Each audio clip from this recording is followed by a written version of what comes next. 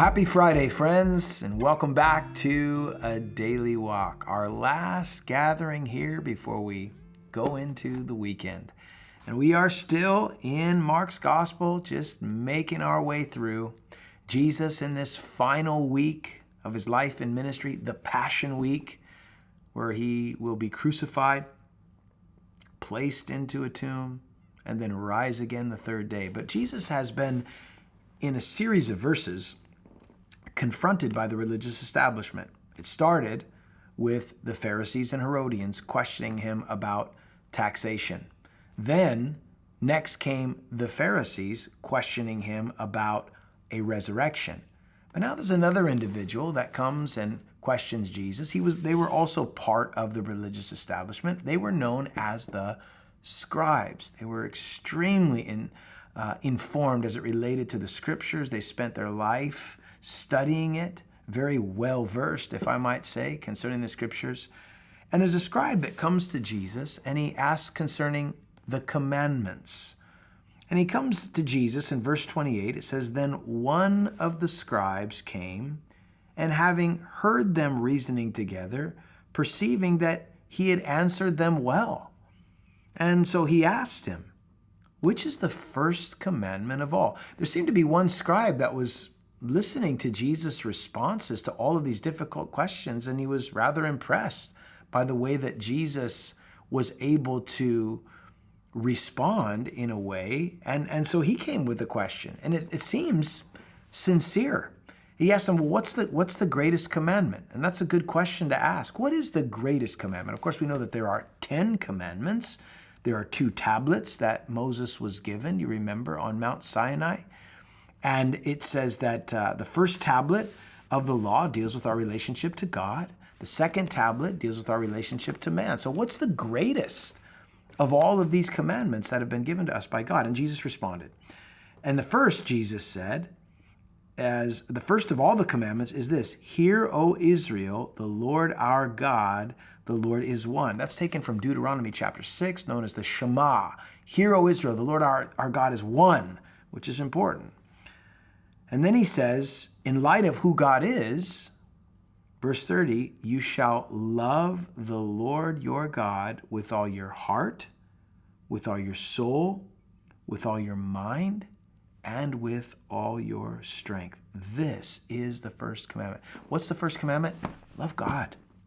Love God with everything that's within you. What does it mean to truly love God? I could say to you, I love God. Well, how would you know whether I love God? How would it be clear to you that I actually love God? What would you look at? What evidence would there be to show that I love God? Is it just something that I say with my words?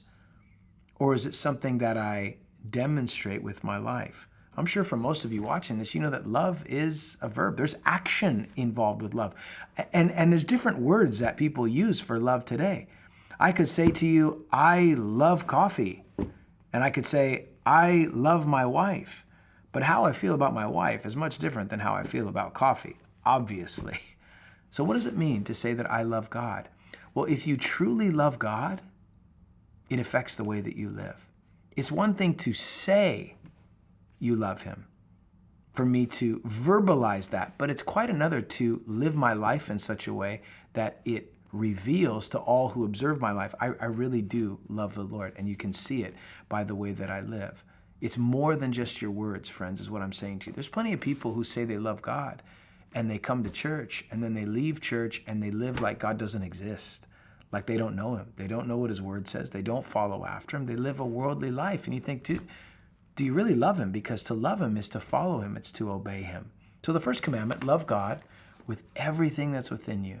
And I think the way in which we love God is, first of all, knowing that we are loved by God. When I know, as the Bible reveals, how God feels about me, how can I not love him in return? He loves me perfectly. He loves me unconditionally. He has demonstrated his love for me, that while I was a sinner, he died for me. So my response to perfect love should be love in return. And then Jesus said the second commandment. The man didn't ask for the second, but Jesus gives him the second. The second is like it. You shall love your neighbor as yourself. and there is no other commandment greater than these. So the first tablet, love God with all that's within you. Second tablet, love other people. If we would just do those two things, love God and love other people like we love ourselves, this world would be a different place. These just two, the Lord just simplifies, just two commandments. Love God, love people. And for a Christian, I think this is what we're to be known for, loving the Lord and loving others. Now, verse 32, the scribe heard Jesus' response, and it says, the scribe said to him, well said, teacher, you have spoken the truth. There is one God, and there is no other but he, and to love him with all your heart, with all the understanding, with all the soul, and with all the strength, and to love one's neighbor as oneself, it's more than all the whole burnt offerings and sacrifices. In other words, this scribe is saying, Jesus, what you said is right on. That's exactly true.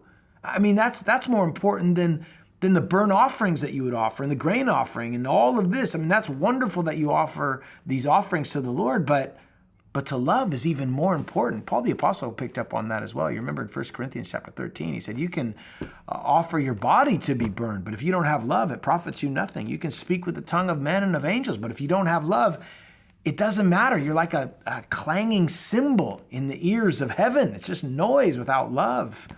Without love, we're nothing.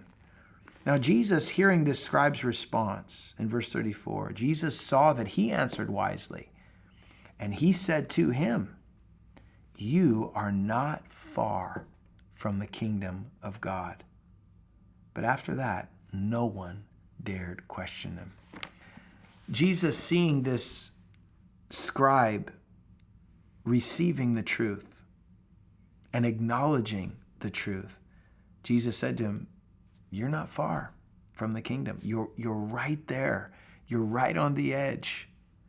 I wonder how many people today, maybe even watching this daily walk devotional, you're not far from the kingdom.